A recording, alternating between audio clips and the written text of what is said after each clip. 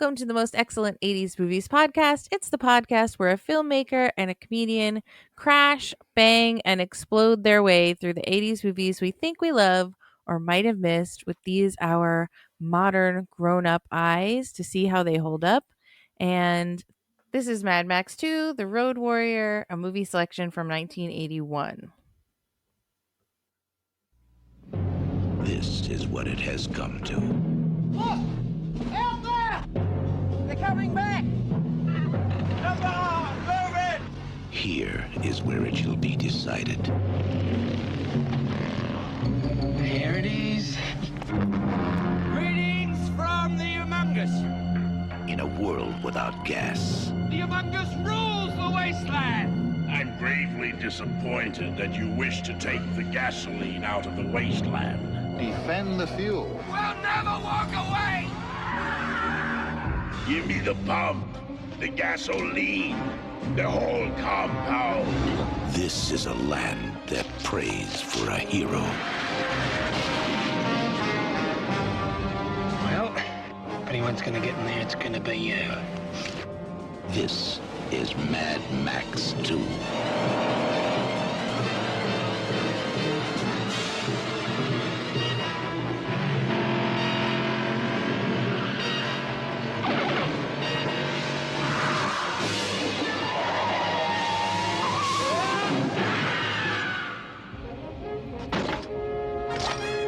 Max, It's a long time since I've seen driving like that, man.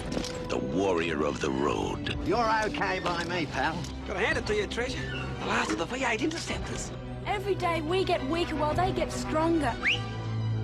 You want to get out of here? You talk to me. Now, to do the job, I need some high-octane gasoline. Got yourself a deal. You can run, but you can't hide! You're gonna crash or crash through? I was wrong about you. I'm sorry.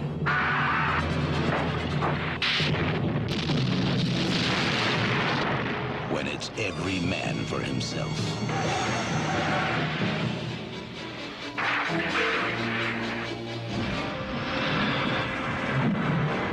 And there's no place left to run.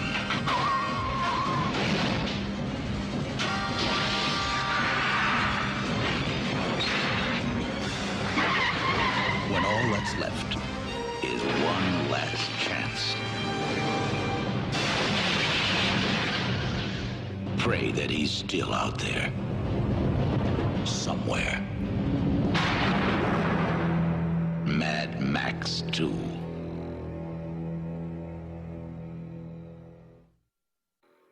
Boy, that keeps going. That's basically the whole entire movie start to finish there. With the inclusion of the over talking, the voiceover. Hi, I'm Krissy Lenz. I am a comedian and the director of the Neighborhood Comedy Theater in downtown Mesa, Arizona. Happy to be talking about cars and explosions and assless chaps with you today. What a wonderful Tuesday. I'm Yeah. Nathan Blackwell, the filmmaker. The award-winning filmmaker, the Arizona Filmmaker of the Year. Yeah, we had a good night. We did well at our movie, the last movie ever made, did well at the Phoenix Film Festival.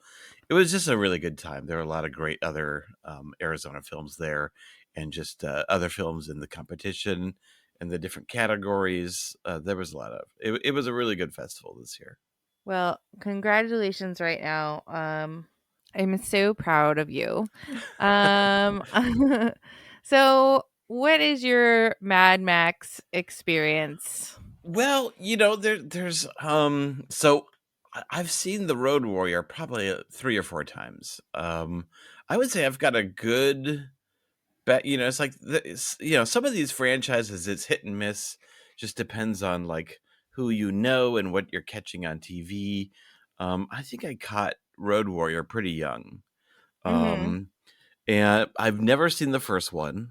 I'm kicking myself about it, but not too badly. Like, Right. It definitely was a lot more shoestring. Like the stuff I love about Mad Max is really Mad Max the Road Warrior, you know. Right. And it's interesting, like the third film, Mad Max Beyond the Thunderdome, was one of my friends' favorite movies. Mm. One in specific. And for some other reason, it's like, oh well, I can't, like, that's his movie and mine's Road Warrior. So I like went back and rewatched the Thunderdome for whatever reason. Like, you know, like we each had our own favorite Mad Max film. Mm-hmm. But yeah, but it's, when I say it was my favorite and I'm a fan, I'm definitely a fan, but it's not high up on my kind of echelon of action movies, but it's one that I've always enjoyed. I agree with you. That's how I feel about it too. I feel like my dad was always a big fan of the Mad Maxes, but they would just be on. But like if you compare it to, any other action movie, like I'll take a Die Hard over a Mad Max. Yeah. It's like when we're talking about like just based off of rewatches, like I've seen, Road Warrior maybe 4 times, and then Die Hard maybe like 25 times. Yeah, exactly. They were doing post-apocalyptic before post-apocalyptic was cool, though, man. You got to give them credit for that. And that's absolutely where I'm, like there's a couple of weird genre spots that I have a lot of affinity for, like zombie movies and anything post-apocalyptic is, it gets a pass, it's good for me. I am glad there's no zombies in this. Like, I think there could have been easily. Like, it would slide so easily into zombies. But the people in this world are bad enough. Yeah, well, they're really trying to do what's great about these post-apocalyptic, George Miller's post-apocalyptic movies is that he takes kind of a glee in creating the insanity of what these people have gone through. Like there's post-apocalyptic stories like The Road. Right, which is so sad. Yeah, and it's like there's no resources, everyone is miserable and stinky and and covered in shit, and they're and they're sad, and that's one way to look at it. And this is almost kind of like everyone is just struck with a certain degree of, like, their brain is broke just a bit, and it allows him to have these very crazy, very eccentric, like for him it's civilization is gone. Yeah. And so there's anything goes at this point. Like the norms are gone, like the references to what other people are doing, like it's all over the map, which is fun. Mm-hmm. And so the apocalypse of this is just basically that, like, the world ran out of fuel. Yeah, basically there was some sort of energy crisis, or it's very much like after the fact. There's no people who were the people who are telling the story are not the people who witnessed it, and so it's kind of like been passed down that basically there was a resource crisis, and the world, the civil, the scope creep of human civilization just went too far and just kind of collapsed And decided, you know what we don't need anymore? The part of pants that covers your butt. That's what we don't need anymore. But basically, the Mad Max is just a character who roams the wasteland using up gas in his quest to find more gas. Yes. And we do have a voiceover. We have a character who's sort of narrating for us, who tells us, I remember Max, and he was the road warrior, and he was our savior, and I remember him. Mm-hmm. He is just sort of out with his dog doing his thing.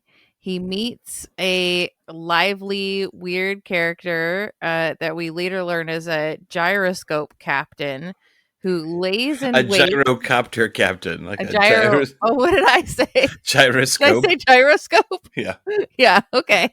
A gyrocopter. It's slightly different. But his like shtick is that he lays down in the ground and has trained snakes who attack people. Hey, everyone's got to have a thing. And hey, I say you adapted pretty darn well. It seems 100% successful.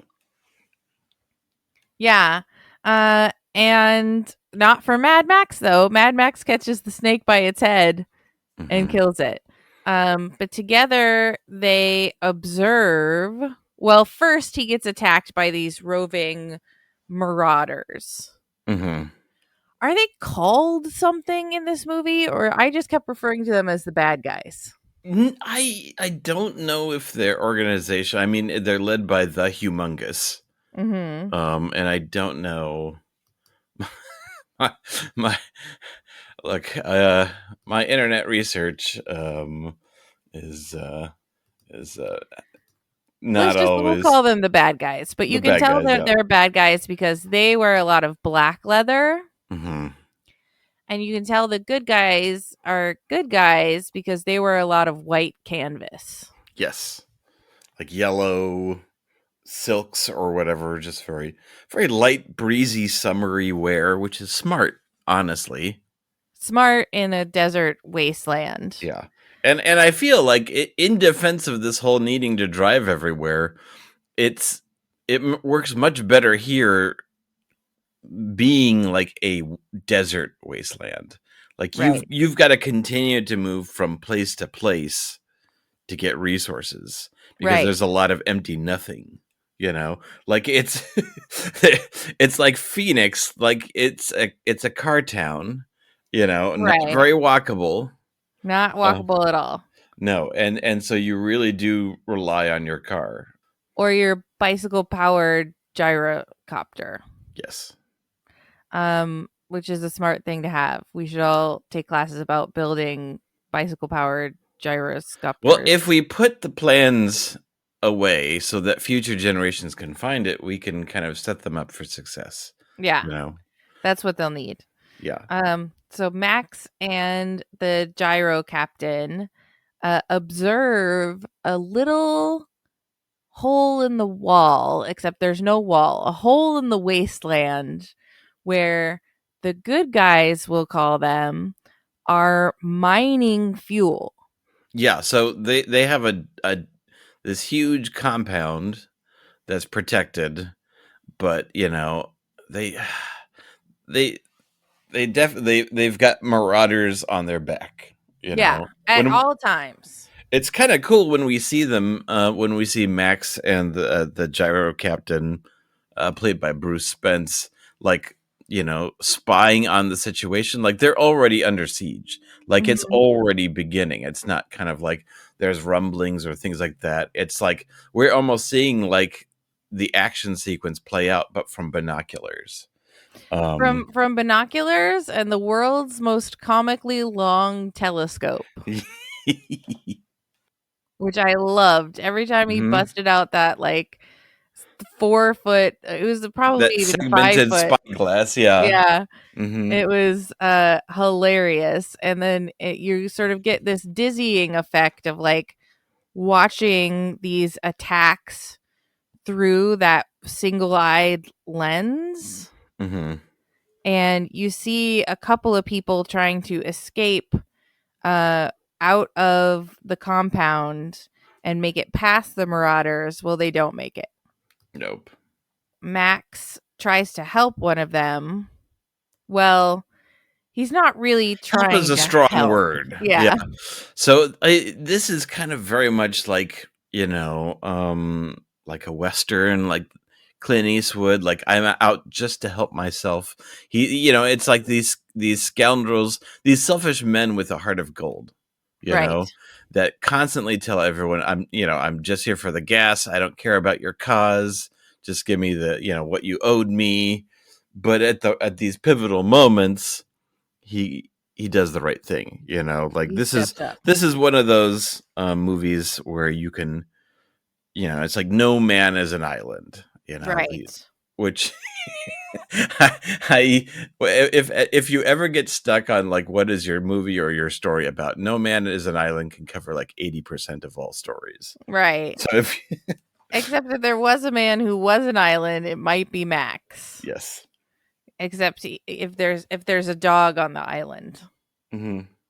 He has a pet dog that is all the animals in this post-apocalyptic world are really helpful. The snakes are trained to help. The dog is trained to pull a bone that's tied to a shotgun that's pointed at a prisoner's face. Yeah, at that point you know you knew what kind of crazy movie you were watching. Yeah, exactly. And so that's the point, is he's there to get the fuel. He wants to get the fuel. He just wants to continue his tour de wasteland. But he gets sort of sucked into the challenge of trying to transport all of the fuel out of the compound past the marauders and to some paradise they think is just around the river bend. Yeah, the definite like, sure, that's there. Yeah, they seem the good guys are pretty disorganized, irrational, emotional, all over the place, and I get it. Like, and then they're full of a lot of interesting, colorful characters. You know, you've got the warrior woman. Which, do any of them have names? Like, yeah, I'm just going off of like their IMDb credits. Okay. And then you've got, you know, like the legless mechanic who's moved around by this little crane. You've got like that general, Papadillo. And then the de facto leader, who's really just trying to keep this kind of barrel of cats together. Right. Who, it's like, we're never going to know how they came upon this compound. We're never going to know where they got these chickens. We're never going to know what the warrior woman's backstory is that she's so mad at everyone. We're just plunked right down into the middle of this thing, and we're going to get sucked back out of it essentially in another middle. Yeah. Which is exciting, you know. It's like, I love it. Yeah, keep the exposition down to a minimum. Dump us in, and then it becomes an active process of trying to figure out who they are, what they want, how they got it. You know, it lets us participate in it. Yeah. And they basically just, they want out. The Humungus comes down, which, like, they do a lot of going back and forth, but we never see the bad guys like home base.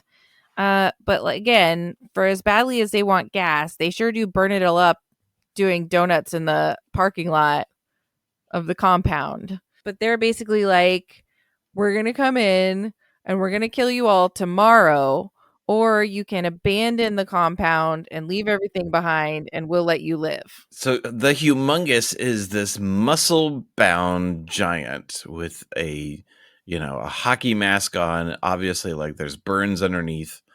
But the really interesting thing is that he talks, he says, "There's been too much violence, too much pain. Let us put an end to this horror." Like, he's very eloquent, but he is 100% perpetrating all of these horrors. Yeah. So, but I found him very interesting. I thought it was interesting too that he's wearing like a full face coverage mask, and we can see that he's got some kind of like scars and scarring. But again, we're not going to learn the story. We're not going to see his weird, gross face. He just is this mysterious figure. Yeah, and that's all we get to know. And it's impossible to, like, I feel it's impossible to talk about this one without thinking about Mad Max Fury Road. Exactly. Like these two are so connected to each other. Basically, like Mad Max, it's like if you loved the last 15 minutes of The Road Warrior, well, that's Mad Max Fury Road. Fury Road, yeah. You know, like it is all the tanker chase scene, you know. But this is George Miller, you know, like really kind of creating this world in a way that we haven't. Again, I'm just basing off of the footage I've seen from the first one. I know I'm terrible. The first Mad Max, the first Mad Max is very much like in a urban environment. It's not a desert. It is like civilization. It wasn't like an all or nothing. Like civilization is crumbling, you know, like it has been reinventing itself. But it's very much like in very you know, like forests and cities and things like that. Yeah. But this is full on like the desert and cars, and it's all about basically one long chase, you know. Yeah, I would say this one is like a couple of sporadic chases with some shouty debate in between. Yeah, there's a bunch, because I mean, geez Louise, they go for this, and they go for it hard. Like this movie, when it came out in 81, like it was like a bolt from the skies in terms of just like exactly what Fury Road did, like raising the bar, getting everyone's attention, becoming the new high water mark for stunts. Yes. You know, like very much so. Like for people who loved action movies, but for like stuntmen, like this was suddenly like, you know, the new gold standard. Yeah. And some of the stuntman making this movie like actually got really hurt. Yeah, this movie looks so freaking dangerous. Yeah. And was like they really hurt these poor stunt performers and like used the footage of them getting their legs broken and stuff. Yeah, there's that famous scene where that one stunt performer who's just supposed to do a fall, but instead he just flips end over end over end, which is amazing. Yeah. But oof. Is no good.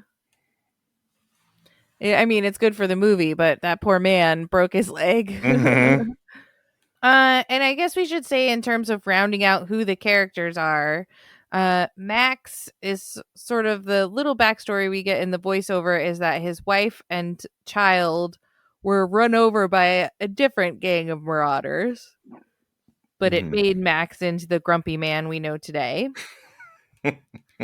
And there's a little kid, a little feral kid who's absolutely lethal with a boomerang. Yeah, he's got a metal boomerang and like a special glove to catch it. And he just murders people left and right. And we learn at the end that he's the one doing the voiceover. Yeah, he's the eloquent narrator. Yes. So the whole buildup is, what are we going to do? What are we going to do? We got to try and get out of here. Max, of course, is the hero refusing the call. He doesn't want to help them. He tries to leave, and he is not able to. Yeah. His car gets exploded. Yeah, his interceptor gets intercepted. It does. Yeah.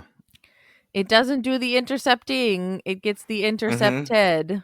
Yeah, and it kind of reminds me of, again, like the, the Clint Eastwood westerns, to where he thinks he got away, and then the gang catches up with him and beats the crap out of him. Yep. The Fistful of Dollars, and suddenly he's now at this low point.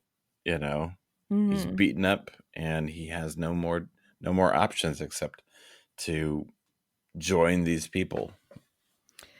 And he does. He volunteers to drive a big old tanker, which he went to fetch for them, to fill it up with the fuel and drive it one way while everybody else tries to escape the other way. And that is when a car chase starts that basically is the rest of the movie.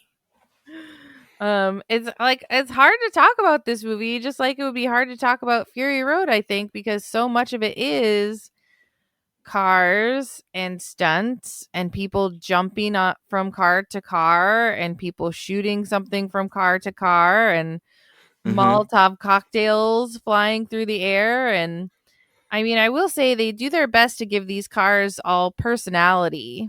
Yeah. And even though the personality is like something that we can get really quickly and not have to like think too hard about, like one of the cars has 2 good guys strapped to the front. Yeah. And one of the cars is like got one of the bad guys chained to the front. And, you know, so that's how we kind of identify who's who in this big car chase. Yeah. Man alive. Yeah. One of the things that George Miller does so well in this is just making a real hard time for the heroes. Like it's and again, it's in Fury Road. You know, it's usually in a lot of action movies, like the hero is kicking ass. Right. You know, like it's almost a showcase to show out how great they are, you know, but instead this is more of a way of just stripping things away all the time. Yeah. They have all these allies, and then more bad things happen to them. More bad things happen to them. Holy crap, we're losing allies. And then it's just a process of making it harder and harder and harder for them. And they're just barely able to keep their head above water. Right. You know, they get a couple of cathartic moments after they've had like 3 hard knocks of blowing away a bad guy, you know, but it's just it is more of the process of surviving what's happening and just coming out on top at the end. Just barely. Yeah. And in fact, there's a twist at the end of this movie because we find out once Max crashes, he seems to get away, but he still crashes. He finds out that the tanker he's been driving is full of sand. Yeah, so he spoilers. But yeah, so he basically committed this heroic act. And part of it in the back of his mind is still selfish. Like he wants some of this gas. And it turns out he was in fact heroic. He was driving the decoy truck so that everyone could get away. They had the gas, not in a tanker, but just kind of like in barrels in their car. But he was, in fact, still saving him. But it did feel like he was duped because he was duped. He was duped by, we learn, the gyro captain who is behind the plot to be like, okay, well, here's how we're really going to get out. We're going to send them after the big tough guy in the big tough car. And they're not going to follow the little school bus full of women and children and gasoline and chickens. Yeah. Pretty smart. Pretty smart. But I think Max was like, at the end, we definitely know that he's not in on it. He's like, you guys. I'm majorly bummed. I'm not happy. I was not consulted. And then we learn from the voiceover of the little kid that the gyro captain became their leader, and then the feral kid, became their leader after that. And so they apparently survived for a long, long time. And they tell the story of Max, the road warrior, because he was their like unlikely savior. Yeah, and it's kind of how a lot of these stories are done, to where he is a mythical character that's kind of coming in and changing people's lives. Yeah. You know, it's not really for him. So he is kind of like the Paddington, you know, or he is affecting other people's lives, but the need a lot for his development is only kind of moving a bit, you know, like he's going from selfish to selfless just a bit for now. Just a tiny bit. Yeah. Not but much. it's really more about the people that he changes, he affects, you know. I did think that the warrior woman really, really reminded me of the woman from Conan the Barbarian. The And Valkyrie. I just kept wanting her to be like, Max, breathe. Let me breathe my last breath into your mouth. Ooh, okay. Yeah. All right. She really reminded me of that girl. Mm-hmm.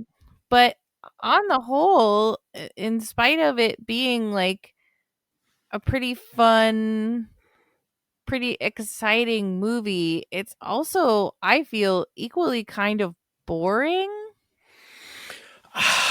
I'll be honest, it was just a little shaky this time around. I don't know if it was me, like it kind of had a slow start.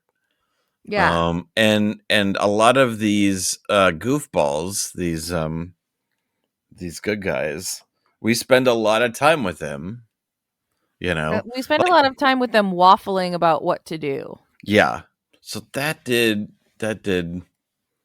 lessen the rewatch a bit, you know. Yeah. Because, you know, I've definitely seen this movie and it's like, yes, classic 80s movie, goes up top shelf right here. Yep. But yeah, it was just a little shaky this time. I don't know what it was. I think it's just because, like, once you've seen one car explode, well, you also know, there's a novelty to all these guys. There's a novelty to the world and the characters, and we've seen a lot of this novelty already, and not only have, you know, that we've seen this movie, but in some ways, like Fury Road is kind of like the remake of this film, right? In some ways, not literally, but in like the ideas that he's doing, the action, the characterization, like he is just upped the game with Fury Road. That in some of this, it feels like softball and hardball, you know, or at least like the first iteration and then like the third iteration, you know, right? Like technology got him to the place where his imagination always wanted to go. Yeah. And in 1981, they just couldn't do. Although they were doing the maximum of what they could. Yeah, this was like Australia's most expensive film to date at this time. You know? And they put it all out there. Like they built that compound and they blew it the fuck up. They kablooed it into oblivion. And the biggest explosion in like the history of Australian film, right? that explosion could be seen from space. Yeah. But yeah, I mean, the things they did, you know, not to detract, but the things they did in this film were amazing and incredible. But I guess part of it we can't help but now compare to it with the other films, you know. Exactly. That's what I think. It's just that like this was great, and it was great for 1981, but you know, modern day me just gets a little bit bored. Not with the characters, but just with the big chunks of car chase. And I'm sure that there are people who feel exactly the opposite of me, and they get bored of the characters and they love all of the car chase. It's a slippery slope. It is. But you know what? We all, in this world, at least you know what they value: individuality. If you want to wear assless chaps, then you do you, boo. As long as you're on board with the arrow shooting and the guzzling, then if you can man one of those quad harpoon guns, then yeah, you do you. Yeah. So then on a scale of 1 quad harpoon gun to 10 quad harpoon guns, which would be 40 harpoons. Okay. All right. Hang on. How many harpoons? 4. From 4 to 40. I'm going to give it 28 harpoons. Sorry. 28 harpoons. Yeah, so that'd be a 7. Okay. Out of 10. And I had it intended to rate it much higher, but just this viewing, I mean, anything is subjective. Like it, your watching of a film also says something about you as well at that time, It's true. So we acknowledge that, and then we disregard that by giving it a number, a 7. Yeah, a 7. I think 7 is the right number. I really think it is, because like even though I want to go a little bit lower, because I was like, I kept doing that thing where you tap on the screen to see how much of the movie is left. Mm-hmm. I kept doing that and tapping on the screen to see how much movie was left and going, really? How can there be that much movie left? But I do think 7 is the right number, because if you've never seen this, you should see it. Mm-hmm. And if you've never seen it, it's going to thrill you. And there's a lot of things that are charming about it. To me, it comes down to a 7, because I get fatigue. Mm-hmm. Yeah, it's weird, because I would, if I had a top 10 list of action movies from the 80s, it would be on it. Like these are the 10 action movies from the 80s that you should watch to feel like you have watched the best of that decade. And so that would definitely be on it, I agree. And I don't think it's bad. There's nothing wrong with it. So what is your deep cut recommendation? So mine is going to be the video game series Fallout. So okay. there's a bunch of, like I played Fallout 2 long ago, and it's post-apocalyptic. It has a black sense of humor. Mm-hmm. But tell me about how I don't know anything about the game. So it is it starts off with there's always kind of an opening voiced by Ron Perlman. War never changes.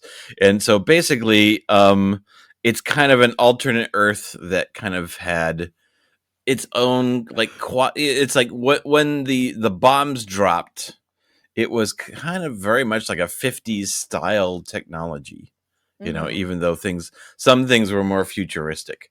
And so then it's post-apocalyptic. The main character has been living has grown up in a fallout shelter where like this small group of civilization has existed for maybe even like a century, Okay. And then emerging and finding the post-apocalyptic wastes, which are full of not only desperate people and raiders, but also like mutants and kind of stuff with kind of a bit of a sci-fi sensibility, like these like Robbie the robots who haven't been turned off for 100 years, who are trying to kill you. And you've got like mutated like giant scorpions, and so it's kind of running the gamut of like the terrible desperate people, and it's doing that realistically and posing ethical questions. Do you help these people? Do you not help these people? And then also having the slightly more broad, darker, comical sci-fi elements to it as well. But yeah, so like it goes back a long time, and they've been doing different versions of it. I'd recommend, if you haven't played it, it's wonderful and charming. Yay. So I went back and forth on my deep cut recommendation. I think that you certainly could recommend John Wick. Mm-hmm. Because at this movie, really the core is it's about a man and his car and his dog. Yeah. Well, and then also like both of those movies are kind of like the spearhead of stunts. Yes, I agree. At their time. And it's really, they're out there showcasing the people who are doing these amazing, like death-defying, body-crunching, impossible tasks. Yeah. Amazing practical stunts. So I think it would be fair to recommend John Wick, but instead, I'm going to recommend the Netflix show Next in Fashion. Because in a post-apocalyptic world, Yes, go on. fashion is really a big part of things. They say in some video games, fashion really is the end game. It is. Because look, you're going to have to show your alliance and your allegiance to one group or the other. Good. I And like this. whether or not you have a headband and, a lot of overstitching on your quilted canvas romper, or you have a very structured black leather harness and a very BDSM look, that's going to tell, how are you using feathers? Yeah. And in what way are you using like sports padding as your outerwear? Good. These are all really important questions to ask ourselves. And on the show Next in Fashion, the point is, it's similar to a Project Runway. You've got contestants who are trying to win challenges. But the question they ask themselves is, what's next in fashion? And what is Mad Max, if not what's next in fashion? Right? Once the world collapses, that's what's next in fashion. So that's my recommendation. Plus, on that show, they do a lot of stuff that would really fit in well to a Mad Max world. There's a lot of straps that do nothing. A lot of flaps, a lot of overstitching. And so I think that's going to be my deep cut recommendation for Mad Max, because you need to know. Good. You need to go in armed with information. And frankly, for people like me who can't drive like a maniac, right? I'm going to need to have some value in the group. Good. Yes. And my value is going to be fashion and improv comedy. Yeah, that's a good question. What is your value? I've thought about this quite a bit. What is your value in a survival community? And then maybe more specifically in a post-apocalyptic. What if you were in a community in The Last of Us? How would you be valuable? Or if you were in a post-apocalyptic community, for whatever reason, you were just transported there. Yeah. And what could you do that other people couldn't, or what would be your value so you wouldn't just end up being the dude who has to shovel corpses into a big fire, Yeah. I'm gonna teach people improv. It's the art form of entertainment that you can do without any necessity, and I'm gonna train people to entertain themselves. I think I would try to either be maybe it's not a full-time job, but being either the storyteller or the person who records the tales or the journals or history of the group, or just anything.